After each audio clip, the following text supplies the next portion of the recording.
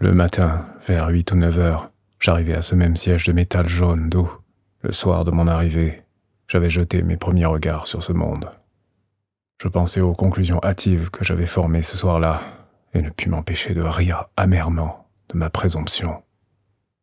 C'était encore le même beau paysage, les mêmes feuillages abondants, les mêmes splendides palais, les mêmes ruines magnifiques et la même rivière argentée coulant entre ses rives fertiles. Les robes gaies des Héloïs passaient ici et là entre des arbres. Quelques-uns se baignaient à la place exacte où j'avais sauvé Wina. Cette vue raviva ma peine. Comme des taches qui défiguraient le paysage, s'élevaient les coupoles au-dessus du puits menant au monde souterrain. Je savais, maintenant, ce que recouvrait toute cette beauté du monde extérieur. Très agréablement s'écoulaient les journées pour ses habitants, aussi agréablement que les journées que passe le bétail dans les champs. Comme le bétail, ils ne se connaissaient d'aucun ennemi. Ils ne se mettaient en peine d'aucune nécessité. Et leur fin était la même. Je m'attristais à mesurer en pensée la brièveté du rêve de l'intelligence humaine. Elle s'était suicidée. Elle s'était fermement mise en route vers le confort et le bien-être, vers une société équilibrée, avec sécurité et stabilité comme mot d'ordre. Elle avait atteint son but, pour en arriver finalement à cela. Un jour, la vie et la propriété avaient dû atteindre une sûreté presque absolue. Le riche avait été assuré de son opulence et de son bien-être, le travailleur de sa vie et de son travail. Sans doute, dans ce monde parfait, il n'y avait eu aucun problème inutile, aucune question qui n'eût été résolue. Et une grande inquiétude s'était ensuivie. C'est une loi naturelle trop négligée, la versatilité intellectuelle et le revers de la disparition du danger et de l'inquiétude. Un animal en harmonie parfaite avec son milieu est un pur mécanisme. La nature ne fait jamais appel à l'intelligence que si l'habitude et l'instinct sont insuffisants. Il n'y a pas d'intelligence là où il n'y a ni changement, ni besoin de changement. Seuls ont part à l'intelligence les animaux qui ont à affronter une grande variété de besoins et de dangers. Ainsi donc, comme on pouvait le voir, l'homme du monde supérieur avait dérivé jusqu'à la joliesse impuissante et l'homme subterranéen jusqu'à la simple industrie mécanique. Mais à ce parfait état, il manquait encore une chose pour avoir la perfection mécanique et la stabilité absolue. Apparemment, à mesure que le temps s'écoulait, la subsistance du monde souterrain, de quelque façon que le fait se soit produit, était devenue irrégulière. La nécessité, qui avait été écartée pendant quelques milliers d'années, revint et reprit son œuvre en bas.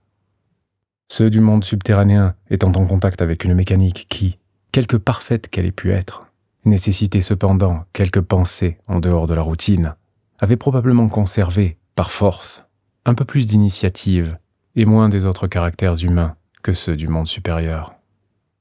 Ainsi, quand ils manquèrent de nourriture, ils retournèrent à ce qu'une ancienne antique habitude avait jusqu'alors empêché. C'est ainsi que je vis une dernière fois le monde de l'année 802 701. C'est peut-être l'explication la plus fausse que puisse donner l'esprit humain. C'est de cette façon néanmoins que la chose prit forme pour moi, et je vous la donne comme telle. Après les fatigues, les excitations et les terreurs des jours passés, et, en dépit de mon chagrin, ce siège, d'où je contemplais le paysage tranquille, baigné d'un chaud soleil, m'offrait un fort agréable repos. J'étais accablé de fatigue et de sommeil, si bien que mes spéculations se transformèrent bientôt en assoupissement. M'en apercevant, j'en pris mon parti, et, m'étendant sur le gazon, j'eus un long et réconfortant sommeil. Je m'éveillai un peu avant le coucher du soleil. Je ne craignais plus maintenant d'être surpris et endormi par les Morlocks, et, me relevant, je descendis la colline du côté du Sphinx blanc. J'avais mon levier dans une main, tandis que l'autre jouait avec les allumettes dans ma poche. Survint alors la chose la plus inattendue.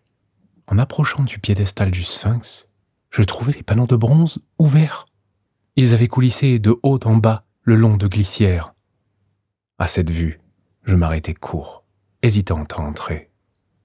À l'intérieur était une sorte de petite chambre, et, dans un coin surélevé, se trouvait la machine. J'avais les petits leviers dans ma poche. Ainsi, après tous mes pénibles préparatifs pour un siège du Sphinx blanc, j'étais en face d'une humble capitulation. Je jetai ma barre de fer, presque fâché de n'avoir pu en faire usage. Une pensée soudaine me vint à l'esprit, tandis que je me baissais pour entrer. Car, une fois au moins, je saisis les opérations mentales des Morlocks. Retenant une forte envie de rire, je passai sous le cadran de bronze et m'avançai jusqu'à la machine. Je fus surpris de trouver qu'elle avait été soigneusement huilée et nettoyée. Depuis, j'ai soupçonné les Morlocks de l'avoir en partie démontée pour essayer, à leur vague façon, de deviner son usage. Alors, tandis que je l'examinais, trouvant un réel plaisir rien qu'à toucher mon invention, ce que j'attendais se produisit. Les panneaux de bronze remontèrent et clorent l'ouverture avec un heurt violent. J'étais dans l'obscurité, pris au piège. Du moins, c'est ce que croyaient les Morlocks. Et j'en riais de bon cœur tout bas. J'entendais déjà leur petit rire murmurant, tandis qu'ils s'avançaient. Avec beaucoup de calme, j'essayais de craquer une allumette. Je n'avais qu'à fixer les leviers de la machine et disparaître comme un fantôme. Mais je n'avais pas pris garde à une petite chose. Les allumettes qui me restaient étaient de cette sorte abominable qui ne s'allument que sur la boîte. Vous pouvez vous imaginer ce que devint mon beau calme. Les petites brutes étaient tout contre moi. L'une me toucha, les bras tendus et les leviers dans la main. Je fis place nette autour de moi et commençai à m'installer sur la selle de la machine. Alors, une main se posa sur moi, puis une autre. J'avais à me défendre contre leurs doigts, essayant avec persistance de m'arracher les leviers et à trouver en tâtonnant l'endroit où ils s'adaptaient. En fait, ils parvinrent presque à m'en arracher un. Mais, quand je le sentis me glisser des mains, je n'eus, pour leur avoir, qu'à donner un coup de tête dans l'obscurité. J'entendis résonner le crâne du Morlock. Ce dernier effort était, pensais-je, plus sérieux que la lutte dans la forêt. Mais enfin, le levier fut fixé et mis au cran de marche. Les mains qui m'avaient saisi se détachèrent de moi. Les ténèbres se dissipèrent, et je me retrouvai dans la même lumière grise et le même tumulte que j'ai déjà écrit.